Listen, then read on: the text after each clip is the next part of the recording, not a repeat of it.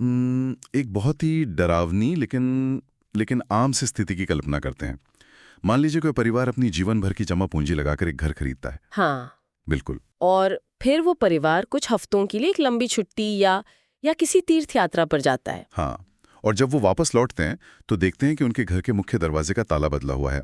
अंदर कोई अजनबी बैठा है। बाप रे, ये तो किसी बुरे सपने जैसा है। असल में अब घबराहट में वो परिवार तुरंत पुलिस स्टेशन दौड़ता है, लेकिन वहां जो जवाब मिलता है वो उस बदले हुए ताले से भी ज्यादा खौफनाक होता है। मैं बता सकती हूँ क्या जवाब मिलता है। पुलिस वाले उस अजनबी के हाथ में मौजूद एक कागज का टुकड़ा देखते हैं जिस पर कुछ फर्जी हस्ताक्षर होते हैं। बिल्कुल। और पुलिस उस परिवार से कहती है, देखिए ये तो एक सिविल नेचर यानी दीवानी मामला है, हम इसमें कुछ नहीं कर सकते, अदालत जाइए। घर छिन गया, परिवार सड़क पर आ गया और पुलिस ने एक रिपोर्ट तक लिखने से मना कर दिया। ये स्थिति सिर्फ एक कल्पना नहीं है। हम इस बात की तह तक जाने वाले हैं कि संपत्ति की धोखाधड़ी के मामलों में ये जो सिविल बनाम क्रिमिनल की दीवार खड़ी कर दी जाती है ना, कानून उसे कैसे तोड़ता है। बिल्कुल। और इस चर्चा के लिए हमारे पास कुछ बेहद महत्वपूर्ण स्रोत हैं, विशेष रूप से माननीय उच्चतम न्यायालय के 2 बिल्कुल नए और ऐतिहासिक निर्णय। हाँ, पहला है 13 अप्रैल 2026 का अकम्मा सैम जेकब बनाम कर्नाटक राज्य का मामला, और दूसरा है शारला बाजलील बनाम बलदेव ठाकुर। और इन दोनों स्रोतों का सीधा मिशन एक ही है, ये समझाना कि कब एक संपत्ति विवाद केवल एक टाइटल विवाद या मालिकाना हक की लड़ाई नहीं रह जाता, बल्कि एक बहुत ही गंभीर आपराधिक कृत्य में बदल जाता है। और ये जानना हर उस इंसान के लिए जरूरी है जिसके पास अपनी कोई संपत्ति है या जो भविष्य में एक छोटा सा प्लॉट भी खरीदने का सपना देख रहा है। सही कहा। तो इस पूरे विषय को समझने के लिए सबसे पहले हमें उस उलझन को सुलझाना होगा जो पुलिस और अदालतों के दिमाग में बैठी हुई है। वास्तव में अधिकारों का टकराव हो, न कि कोई आपराधिक साजिश। अधिकारों का टकराव, थोड़ा आसान भाषा में समझते हैं इसे। मान लीजिए कि एक पुश्तैनी जमीन है, उसके 2 भाई सहमालिक हैं। अब एक भाई बिना किसी औपचारिक बंटवारे के उस जमीन का वो हिस्सा बेच देता है जो असल में दूसरे भाई का था। मैं यहाँ थोड़ा रोकना चाहूंगा। अगर उसने दूसरे भाई का हिस्सा बेच दिया तो ये भी तो धोखा ही हुआ ना। फिर ये सिविल मामला कैसे है? यही वो बारीक रेखा है जिसे समझना सबसे जरूरी है। कानून की नजर में वो पहला भाई उस पूरे संपत्ति का सहमालिक यानी को-ओनर तो है, उसका उस संपत्ति पर एक कानूनी अधिकार है। अच्छा, मतलब उसका कुछ तो हक है वहां। हाँ, तो जब वो अपनी सीमा से बाहर जाकर दूसरे का हिस्सा बेचता है तो ये शेयर डिस्प्यूट या हिस्सेदारी का विवाद कहलाता है। और इसीलिए ये सिविल मामला है। बिल्कुल। ऐसे मामलों का समाधान स्पेसिफिक रिलीफ एक्ट की धारा 31 या 34 के तहत होता है। ये विवाद अधिकारों की सीमा लांघने का है, किसी अजनबी द्वारा जबरन घुसपैठ करने का नहीं। इसे एक एनालॉजी से समझने की कोशिश करते हैं। मान लीजिए 2 लोगों ने मिलकर एक बड़ा पिज्जा खरीदा, दोनों ने पैसे दिए, दोनों का आधा आधा हिस्सा था। बहुत बढ़िया उदाहरण है। अब एक व्यक्ति भूख के मारे बिना बताए पिज्जा के 3 हिस्से खा जाए। यह एक आपसी विवाद है। पिज्जा पर अधिकार तो उसका भी था, बस उसने अपने हिस्से की सीमा पार कर दी। सही कहा। इसके लिए पुलिस बुलाकर उसे जेल में नहीं डाला जा सकता, बल्कि उसे बाकी पैसे चुकाने के लिए कहा जा सकता है। ये हुआ सिविल मामला। लेकिन अब इस कहानी के दूसरे पहलू पर आते हैं। दृश्य तब पूरी तरह से बदल जाता है जब वो व्यक्ति पिज्जा पर दावा करने आ जाए जिसने न तो पैसे दिए, न ही उसका कोई लेना देना है। बिल्कुल। संपत्ति के मामले में भी यही होता है।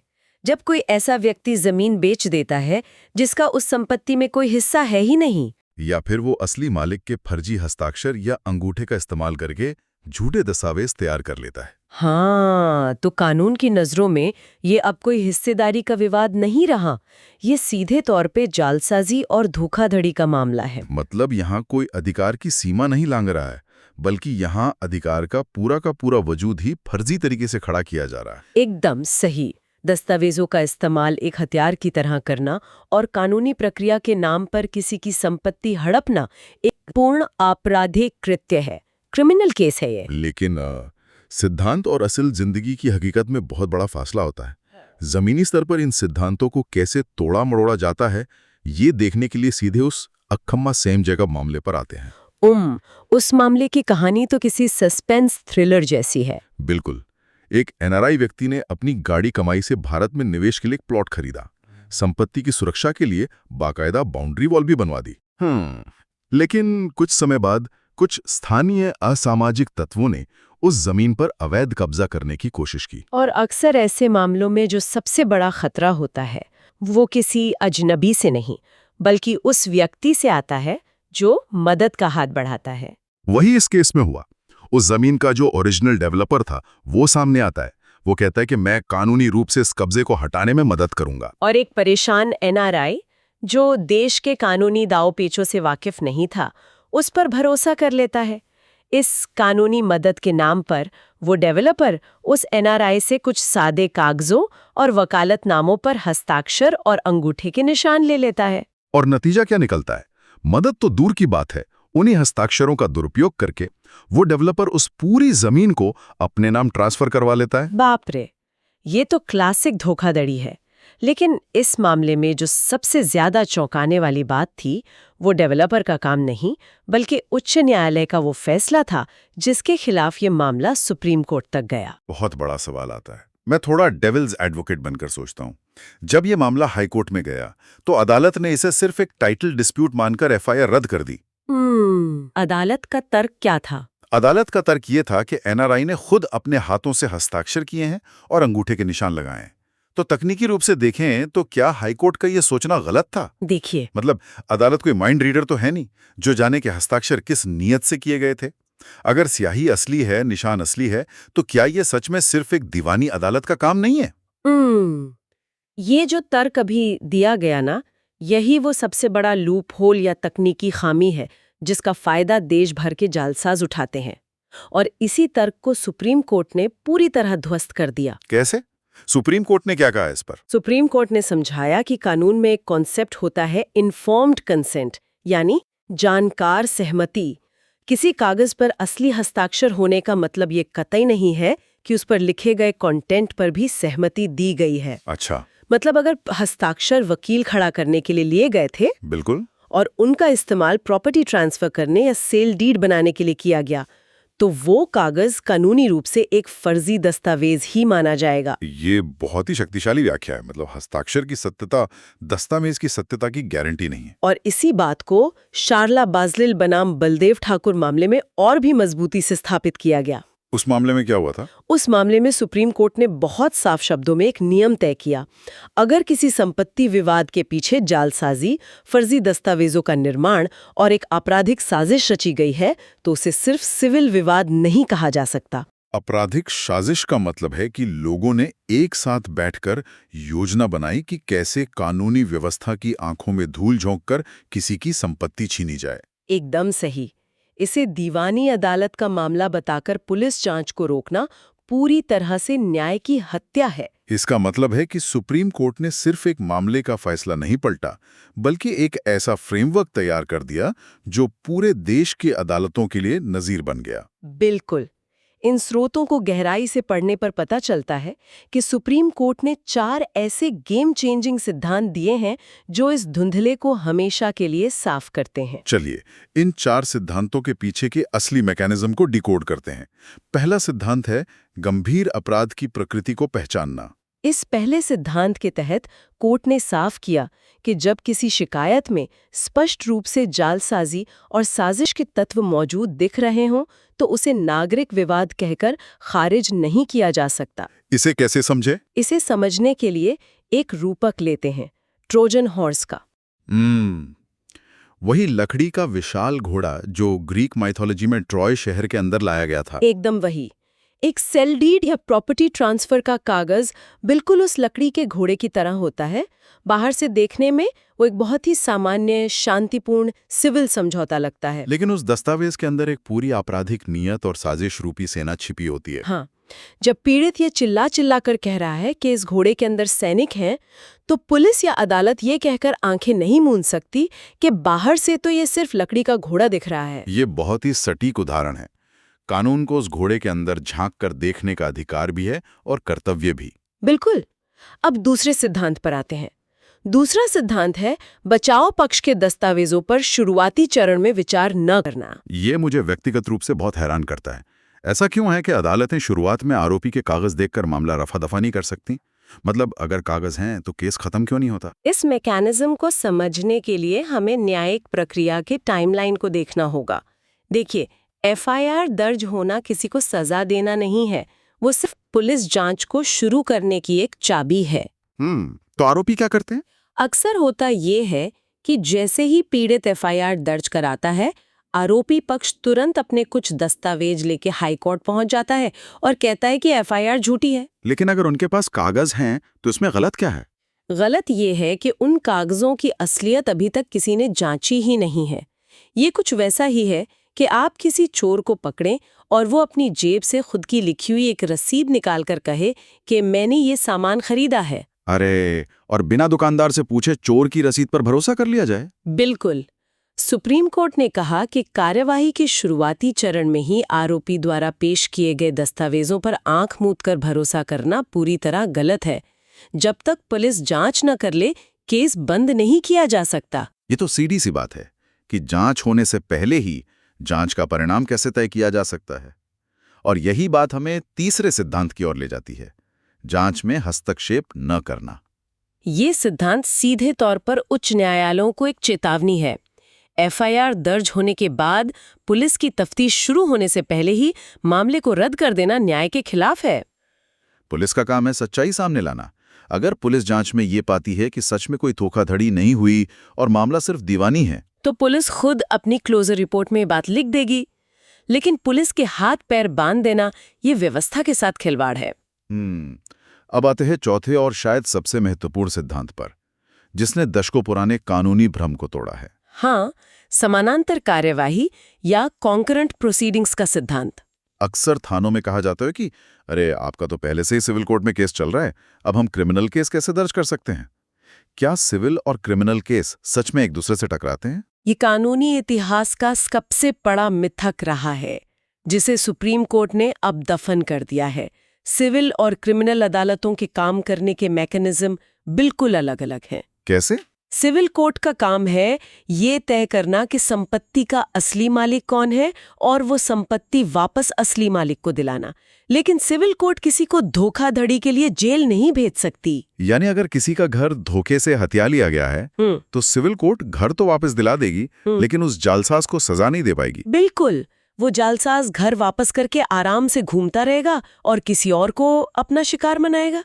यहीं पर क्रिमिनल कोर्ट की भूमिका शुरू होती है। आपराधिक कार्यवाही का उद्देश्य संपत्ति वापस दिलाना नहीं है, बल्कि समाज में इस तरह के अपराध करने वालों को सलाखों के पीछे डालना है। सही कहा। इसलिए सुप्रीम कोर्ट ने स्पष्ट किया कि सिविल और क्रिमिनल केस एक साथ समानांतर रूप से चल सकते हैं। जमीन वापस पाने की लड़ाई दीवानी अदालत में और सजा दिलाने की लड़ाई आपराधिक अदालत में। ये समझना बहुत जरूरी है कि एक कोर्ट घाव पर मरहम लगाती है और दूसरी कोर्ट उस व्यक्ति को सजा देती है जिसने वो घाव दिया है। बिल्कुल सही। तो इन सब बातों का जमीनी स्तर पर असल मतलब क्या है?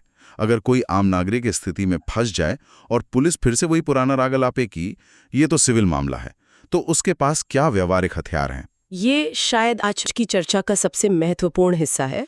स्रोत में एक बहुत ही स्पष्ट चरणबद्ध कानूनी प्रक्रिया दी गई है। पहला कदम कभी भी पुलिस स्टेशन में जाकर मौखिक बहस करना या गिड़गिड़ाना नहीं होना चाहिए। तो पहला कदम क्या होना चाहिए? सबसे पहले एक विस्तृत लिखित शिकायत तैयार करनी चाहिए। उस शिकायत में साफ तौर पर लिखना चाहिए कि धोखा कैसे हुआ। फिर उसे उस इलाके के एसएचओ और वरिष्ठ अधिकारियों जैसे डीसीपी या एसपी को डाक के जरिए भेजना चाहिए। डाक से ही क्यों? लोग अक्सर सोचते हैं कि खुद जाकर देना ज्यादा प्रभावी होता है। क्योंकि डाक के रसीद, विशेष रूप से रजिस्टर्ड पोस्ट की रसीद, एक ऐसा सबूत बन जाती है जिसे कोई पुलिस अधिकारी नकार नहीं सकता। अच्छा, मतलब अगर कोई खुद जाता है तो पुलिस पावती या रिसीप्ट ही नहीं देती होगी? बिल्कुल। ऐसे में ये साबित करना असंभव हो जाता है कि पुलिस के पास कोई शिकायत गई भी थी। रजिस्टर्ड पोस्ट की रसीद एक पेपर ट्रेल बना देती है कि राज्य की मशीनरी को सूचना दे दी गई थी। ये एक बहुत ही शानदार और व्यावहारिक कदम है। लेकिन मान लीजिए डाक से शिकायत भेजने के बाद भी पुलिस कोई कार्रवाई नहीं करती, जो कि अक्सर होता है, तब क्या विकल्प बचता है? तब बारी आती है न्यायिक हस्तक्षेप की। जब पुलिस काम ना करे तो पीड़ित व्यक्ति को भारतीय नागरिक सुरक्षा संहिता, जिसे पहले सीआरपीसी की धारा 156(3) कहा जाता था, उसके तहत सीधे इलाके के मैजिस्ट्रेट के पास जाना चाहिए। यानी मजिस्ट्रेट के पास ये शक्ति है कि वो पुलिस के उस सिविल नेचर वाले बहाने को खारिज कर दे। बिल्कुल, मैजिस्ट्रेट कोई पुलिस का हिस्सा नहीं है, वो पुलिस स्टेशन का न्यायिक ओवरसियर होता है। जब शिकायतकर्ता वो डाक वाली रसीद पेश करता है तो मैजिस्ट्रेट पुलिस को एफआईआर दर्ज करने का सीधा आदेश दे सकता है। ये आदेश तो पुलिस के लिए बाध्यकारी होता होगा। हाँ, एकदम। लेकिन जैसा कि आपने पहले बताया, जालसाज भी चुप नहीं बैठते। हाँ वे तुरंत उच्च न्यायालय भागते हैं एफआईआर रद्द करवाने के लिए। हाँ, इसका क्या मैकेनिज्म है? आरोपी अक्सर भारतीय नागरिक सुरक्षा संहिता की धारा 528, जो पुरानी सीआरपीसी की धारा 482 थी, उसका सहारा लेते हैं। इसे उच्च न्यायालय की इनहेरेंट पावर्स कहा जाता है। और जालसाज इसका इस्तेमाल एक शॉर्टकट की तरह करते हैं जांच रुकवाने के लिए। बिल्कुल, और यहीं पर वो सुप्रीम कोर्ट के फैसले काम आते हैं जिनकी हम चर्चा कर रहे हैं। जब आरोपी हाईकोर्ट में कहता है कि मामला सिविल है, तब पीड़ित का पक्ष इन फैसलों को ढाल की तरह इस्तेमाल करता है। मतलब अकम्मा सैम जैकब और शार्ला बाजील के फैसले एक बाइंडिंग लॉ की तरह काम करते हैं। हाँ, अदालत को मानना ही पड़ता है कि धोखाधड़ी के इन आरोपों की पुलिस जांच होनी ही चाहिए।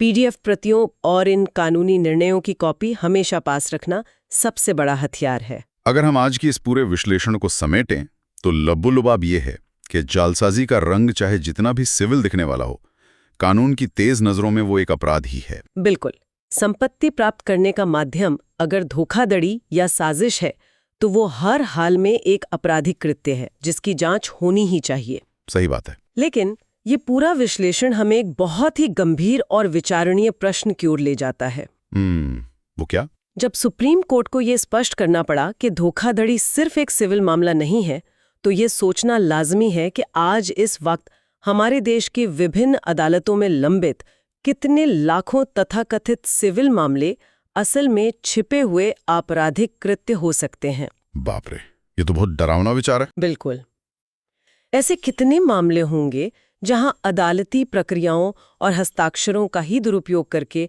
पूरी न्याय व्यवस्था को गुमराह किया गया हो। शायद संपत्ति विवादों को देखने का हमारा पूरा नजरिया ही जड़ से बदलने का समय आ गया है। ये सच में एक ऐसा विचार है जो पूरी व्यवस्था पर सवाल खड़ा करता है। जिन कानूनी प्रक्रियाओं को न्याय देने के लिए बनाया गया था, अगर जालसाज उन्हीं का इस्तेमाल न्याय को हराने के लिए करने लगे तो समाज में संपत्ति की सुरक्षा एक बहुत बड़ा प्रश्न चिन्ह बन जाती है। बिल्कुल सही। लेकिन आज जिन कानूनी हथियारों की हमने चर्चा की, वे निश्चित रूप से इस व्यवस्था को पारदर्शी बनाने में मदद करेंगे।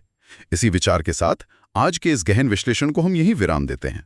इस पर जरूर मंथन कीजिएगा।